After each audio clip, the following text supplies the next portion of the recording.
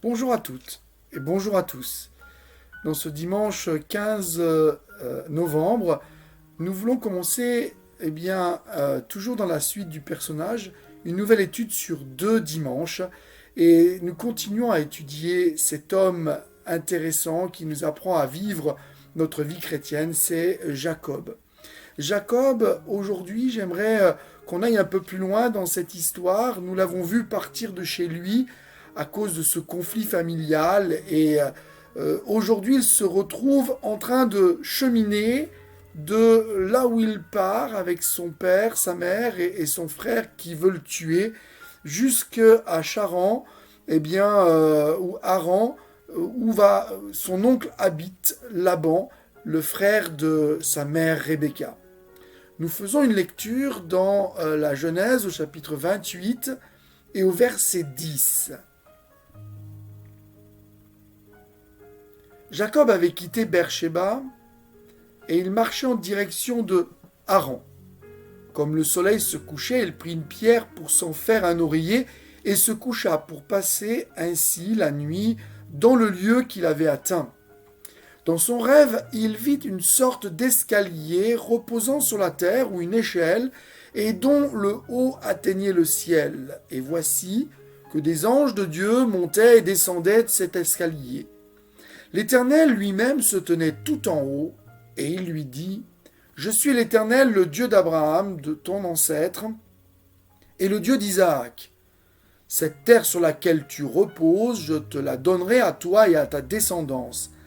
Elle sera aussi nombreuse que la poussière de la terre. Elle étendra son territoire dans toutes les directions vers l'ouest et l'est, vers le nord et le sud. Par toi et par elle, toutes les familles de la terre seront bénies. Et voici, je suis moi-même avec toi, je te garderai partout où tu iras, je te ferai revenir dans cette région et je ne t'abandonnerai pas, mais j'accomplirai ce que je t'ai promis. » Jacob s'éveilla, s'écria, « Assurément, certainement, l'Éternel est en ce lieu. » Et moi, je l'ignorais. Il fut saisi de crainte et ajouta, « Ce lieu est redoutable. Ce n'est peut-être que le sanctuaire de Dieu, c'est ici la porte du ciel. » Le lendemain, de grand matin, il prit la pierre sur laquelle il avait reposé sa tête, il dressa en stèle et répandit de l'huile sur son sommet. Il appela cet endroit Bethel, c'est-à-dire maison de Dieu.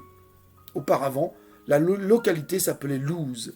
Puis, il fit le vœu suivant, « Si Dieu est avec moi, s'il me protège au cours du voyage que je suis en train de faire, s'il me fournit de quoi manger et me vêtir, et si je reviens sain et sauf chez mon Père, alors l'Éternel sera mon Dieu.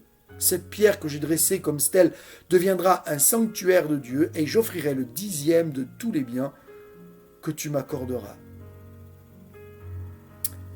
Il y a dans ce récit la première rencontre entre Jacob et Dieu. Et j'aimerais vous parler de ces premières rencontres. Bethel, cet endroit qu'il nomme Maison de Dieu, c'est une rencontre avec Dieu. Et j'aimerais qu'on regarde les réactions de Jacob, ce qu'il a fait, pour peut-être faire une comparaison, une analogie entre nous. Qu'est-ce que je vais faire quand je rencontre Dieu, quand je suis au contact de l'Évangile, quand je suis au contact de la parole de Dieu? Qu'est-ce que j'ai à faire? Quoi faire? J'ai envie de dire qu'il y a des rencontres avec Dieu qui sont inopinées, imprévues, qui vont bouleverser la vie. C'est ce qui s'est passé ce jour-là dans la vie de Jacob. Il est celui qui est un peu roublard. Certes, il est rentré dans le plan de Dieu, il a obéi, il s'en va comme c'était prévu. Il a cette promesse faite à Abraham qui va être cette fois-ci renouvelée. Non pas à son père et à sa mère, comme précédemment, mais cette promesse d'Abraham va lui être confiée là directement par Dieu. C'est le début, j'ai envie de dire, d'un processus de changement de vie pour Jacob, comme pour nous.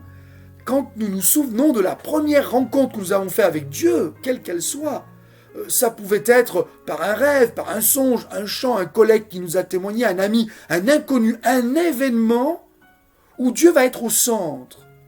Eh bien, il y a ce processus qui va se déclencher. Suite aussi à une décision que Jacob va prendre. Prendre une décision qui sera décisive. Ne pas repousser à prendre une décision, à s'engager. Parce que nous sommes souvent amenés à mettre aussi des si, mais nous verrons que les si peuvent être aussi des freins. Si Dieu me bénit, si Dieu me guérit, si Dieu me donne de la richesse, si Dieu, etc., et qui vont pécher. Et on va voir qu'il ne faudra pas se méprendre sur les décisions que va prendre ici Jacob. Commençons par cet endroit. Il se trouve près d'une ville qui s'appelait Luz. Il n'est pas rentré dans la ville, il est resté à l'extérieur, il a pris une pierre et il s'endort. Il y a cette vision, ce songe, cette rencontre. C'est difficile d'exprimer, est-ce que c'était vrai, est-ce que c'était pas vrai? Est-ce qu'il y avait derrière un rêve ou est-ce que Dieu sait directement? Il y a peu de précision, nous savons que c'est un songe, c'est-à-dire qu'il y a une réalité derrière et c'est pas simplement un rêve qui sort de l'imagination de Jacob, c'est une réalité. Un songe dans la parole de Dieu, dans la Bible, c'est quelque chose qui vient directement de Dieu. Et voilà que lorsqu'il s'est réveillé, pour lui cet endroit est important. Il sait qu'il a rencontré Dieu. Et c'est pour ça qu'il l'appelle Bethel. Bethel, maison de Dieu. Dieu habite là, dans cet endroit, sur la terre. Et pourtant, il ne le savait pas. Ce qui me dit que des Bethel, il y en a tout près de nous. Et peut-être là où vous êtes, vous ne savez pas que Dieu est là. Et c'est là où il veut vous rencontrer.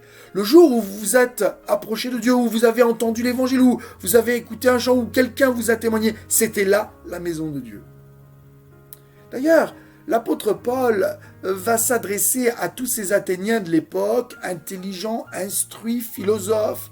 Il va leur dire dans Actes 17, 26, lorsqu'il est dans l'aréopage, « Dieu a fait que tous les hommes sortis d'un seul sang habitassent sur toute la surface de la terre, ayant déterminé la durée des temps, les bornes de leur demeure. Il a voulu qu'ils cherchassent le Seigneur et qu'ils s'efforçassent de le trouver en tâtonnant, bien qu'il ne soit pas loin de chacun de nous. » Oui, Dieu n'est pas loin. Dieu est proche. C'est quelque chose que je voudrais vous faire réaliser aujourd'hui. Qu'en réalité, ce Dieu que vous avez du mal à cerner, prier, eh bien, il n'est pas loin de vous. Regardons les circonstances de la rencontre entre Dieu et Jacob.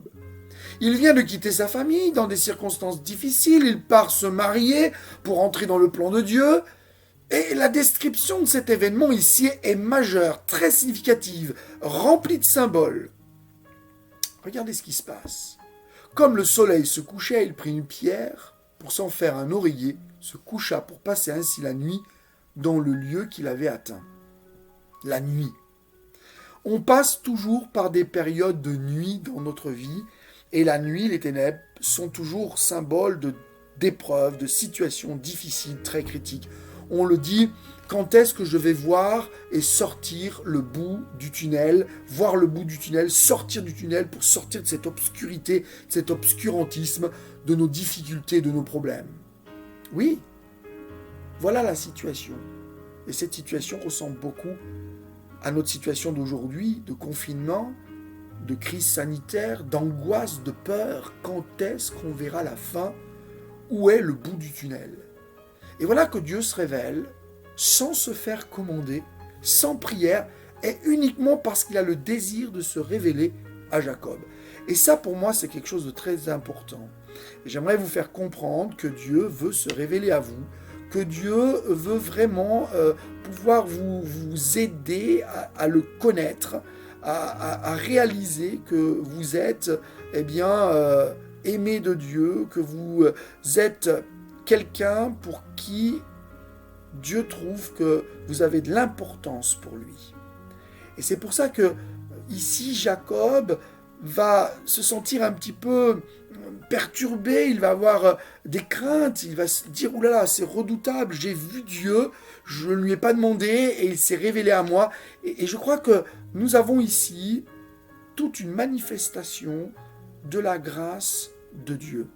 Dieu est un Dieu de grâce. Et il se révèle uniquement aux hommes par grâce. C'est un principe de l'Écriture. Dieu est partout. Et quand il se révèle aux hommes, c'est par grâce. Nous n'avons pas besoin de le commander. Écoutez ce que dit Dieu à Moïse quand lui, par contre, il lui a demandé « Seigneur, montre-moi ta face, ta gloire ». Et l'Éternel répondit dans Exode 33, 19 à Moïse « Je ferai passer devant toi toute ma bonté.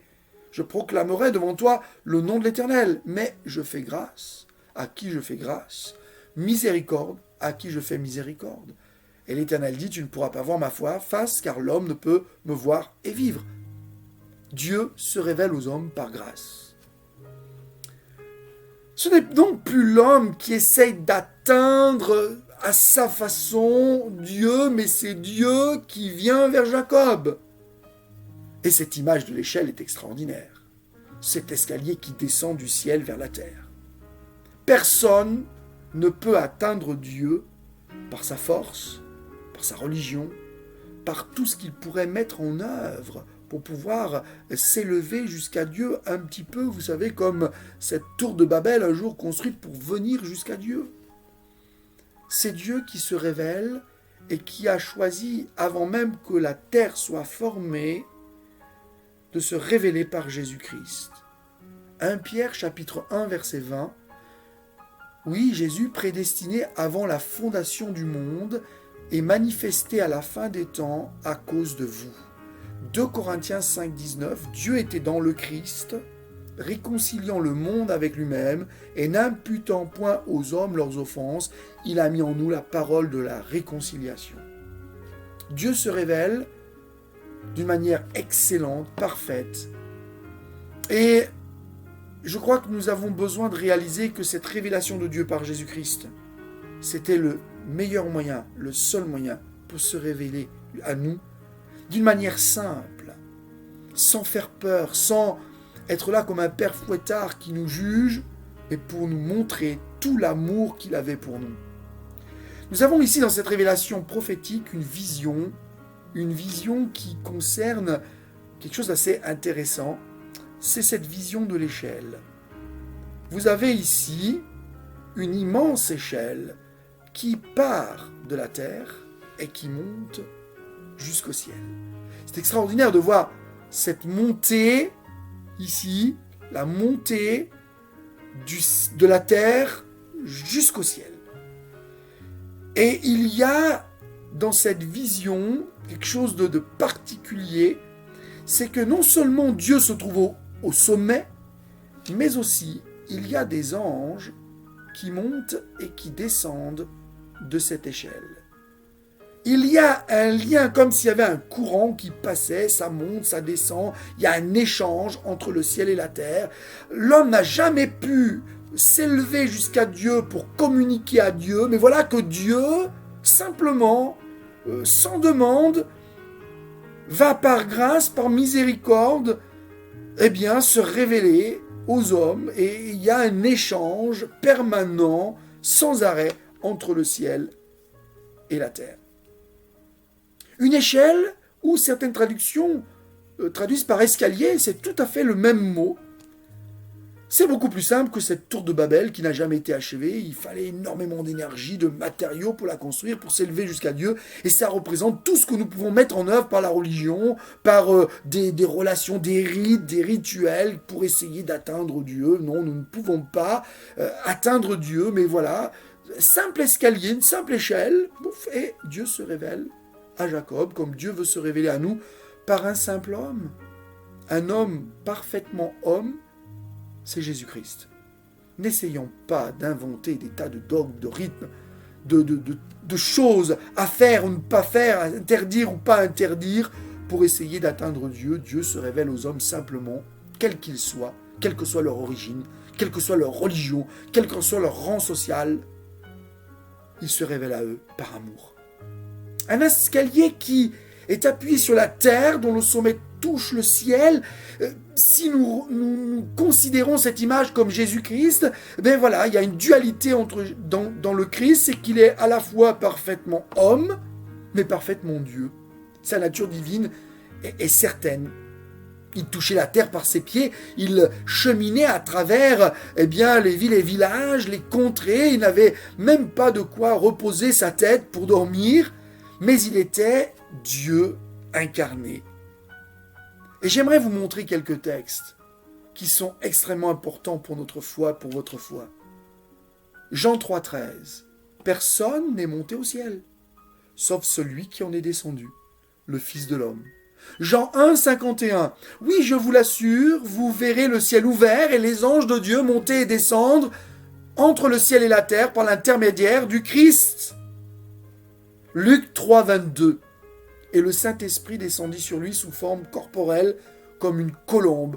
Et une voix retentit alors du ciel. Tu es mon Fils bien-aimé, tu fais toute ma joie. Et je précise que quand Dieu parle de Fils, c'est tu es ma créature, tu es celui que j'ai créé miraculeusement dans le sein de Marie. Non pas une filiation humaine, charnelle, comme on pourrait l'imaginer, mais une filiation divine comme vous et moi, nous sommes tous fils et filles de Dieu, créés par notre Dieu. Jean 1,32, Jean-Baptiste rendit ce témoignage. J'ai vu l'Esprit descendre du ciel comme une colombe et se reposer sur lui. Luc 22,43, un ange venu du ciel lui apparut et elle fortifia Jésus dans le jardin de Gethsémanée.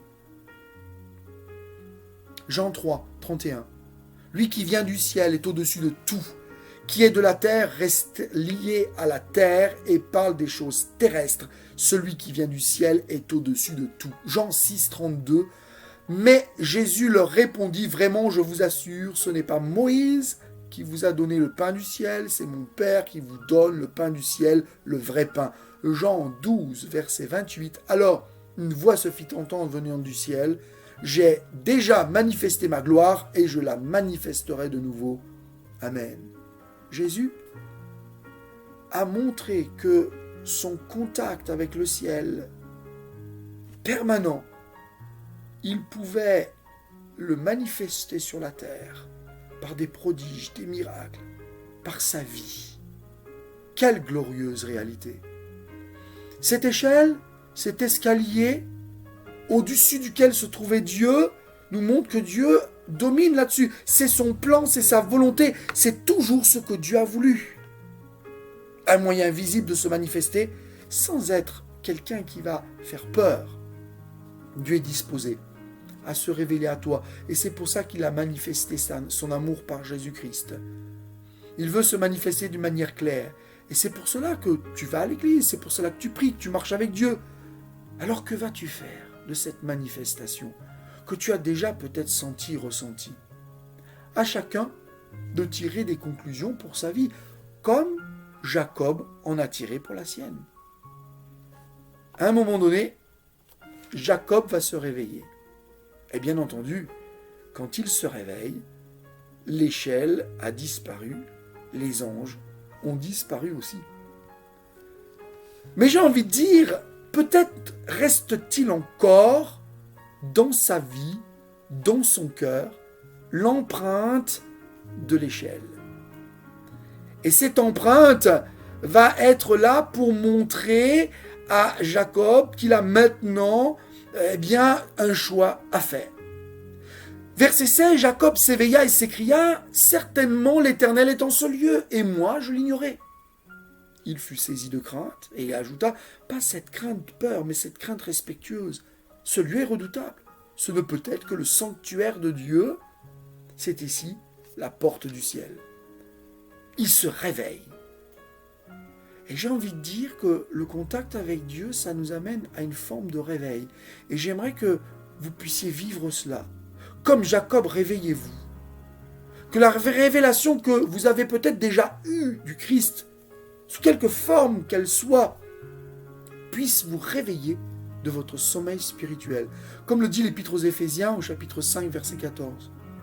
C'est pour cela qu'il est dit, « Réveille-toi, toi qui dors, réveille-toi d'entre les morts, et Christ t'éclairera. » Comme Jacob, ayons une certitude sur la présence de Dieu. Certainement, Dieu était là. Assurément, c'est sûr. Dieu est réel, il est près de moi. Même si je ne le ressens pas, je n'ai pas de frisson. Comme Jacob, comprenons que Dieu a ouvert son ciel, que la grâce coule sur nos vies. et que Jésus en est cette porte, comme c'est écrit dans Jean 10 d'une manière extraordinaire et magnifique. En vérité, le dit Jésus, je suis la porte des brebis, je suis la porte, si quelqu'un entre par moi, il sera sauvé, il entrera, il sortira et il trouvera des pâturages. Son sacrifice parfait à la croix lui a conféré le pouvoir de nous ouvrir la porte du ciel. Sa résurrection, eh bien, il peut en user de ce pouvoir à cause de sa résurrection. Pour ceux qui croient et qui ont la foi, nous avons un impact sur notre vie. La porte est ouverte pour toi, pour moi. Personne ne pourra la fermer. Et il y a une belle image que j'aime ici, c'est qu'il va consacrer une pierre, y mettre de l'huile, comme pour sceller. C'est ça en fait. Cette huile répandue, c'est comme le sceau du Saint-Esprit, c'est une image, c'est scellé, et c'est pour nous montrer d'une manière prophétique qu'un jour une pierre angulaire sera dressée, sur laquelle nous fonderons nos vies. Jésus-Christ est la pierre angulaire. Luc 4, 17, écoutez bien ce qui est dit. C'est Jésus qui, dans cette synagogue, va reprendre le texte d'Ésaïe 61, écrit plus de 500 ans plus tôt, 750 ans plus tôt. Et il dit ceci. On lui remit le livre du prophète Ésaïe. Jésus l'ayant déroulé, il trouvera l'endroit où il était écrit « L'Esprit du Seigneur est sur moi parce qu'il m'a oint pour annoncer une bonne nouvelle aux pauvres. Il m'a envoyé pour guérir ceux qui ont le cœur brisé, pour proclamer aux captifs la délivrance, aux aveugles le recouvrement de la vue, pour renvoyer libres les opprimés, pour publier une année de grâce du Seigneur. » Ensuite, il roula le livre, le remit au serviteur et s'assit. Et tous ceux qui se trouvaient dans la synagogue avaient les regards fixés sur lui. Alors il commença à dire, « Aujourd'hui, cette parole de l'Écriture que vous venez d'entendre est accomplie. » Amen. Quel bonheur de savoir que aujourd'hui, cette parole de l'Écriture est accomplie. Et moi, je me réjouis de savoir aujourd'hui encore qu'il y a des conséquences sur ma vie, sur le fait que cette parole soit accomplie. Ces conséquences sont des conséquences glorieuses. C'est ce qui va m'amener à m'engager avec Dieu, comme Jacob, à prendre une décision pour lui, parce que j'ai la foi sur les promesses qu'il vient de me faire. Nous verrons la semaine prochaine un détail de ces promesses. Et nous verrons que c'est important de réaliser la présence de Dieu, la réalité de l'existence de Dieu, et particulièrement de Jésus-Christ, qui il est. Quand Jésus pose la question à ses disciples, j'aimerais répondre, eh bien, comme Pierre, avoir cette certitude, eh bien, de dire c'est toi qui es le Christ, le Fils du Dieu vivant.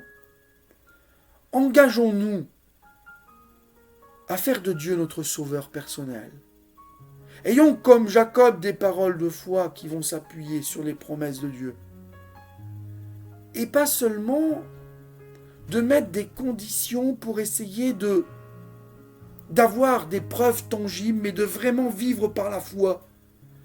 Et c'est vrai que Pierre, quand il va réaliser qui est Jésus, comme Jacob, va dire ceci, dans Matthieu 14, 28, au cœur de la tempête, au cœur de l'épreuve, ils se trouvent dans une barque et ils vont chavirer. Jésus marche sur l'eau. Et quand Pierre le voit, il dit, « Seigneur », Matthieu 14, 28, « si c'est toi, ordonne que j'aille vers toi sur les eaux. » Ceci, si c'est toi, alors que Jésus vient de leur parler, « N'ayez pas peur, rassurez-vous, c'est moi », ils croyaient que c'était un fantôme.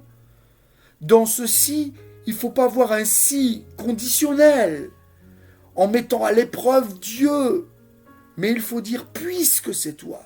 Ceci a le sens de « puisque tu nous rassures par ta parole, alors tu ordonnes que je vienne vers toi parce que j'ai confiance en toi ». Et Jésus va lui dire « viens ». De la même manière, Les sites Jacob, il faut les comprendre, puisque c'est toi, alors je m'engage à continuer la marche, à avancer. Et je scelle cet endroit comme la maison de ta présence. En conclusion, Dieu s'est révélé aux hommes par Jésus-Christ, qui est le Verbe incarné, la parole faite chair. Et il veut te faire comprendre qu'il n'est pas loin de toi. La porte du ciel est toujours ouverte. Jésus est cette porte, ce lien qui va nous rapprocher de Dieu, parce que c'est lui qui est descendu, comme Jacob, ait foi en Dieu. Vous savez où je vais, dit Jésus. Vous en savez le chemin, juste avant de partir.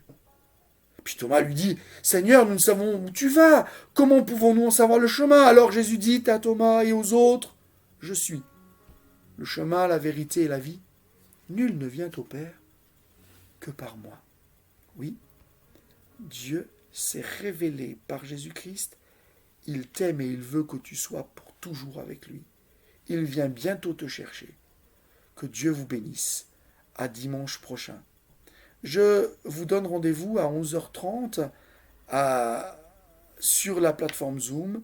Je vous ai envoyé donc le lien pour qu'on puisse ensemble prendre le repas du Seigneur et avoir un temps qui nous fait du bien, le fait de se voir, de s'entendre prier, louer le Seigneur et de partager, ça nous garde proches les uns des autres. Que Dieu vous bénisse et à bientôt.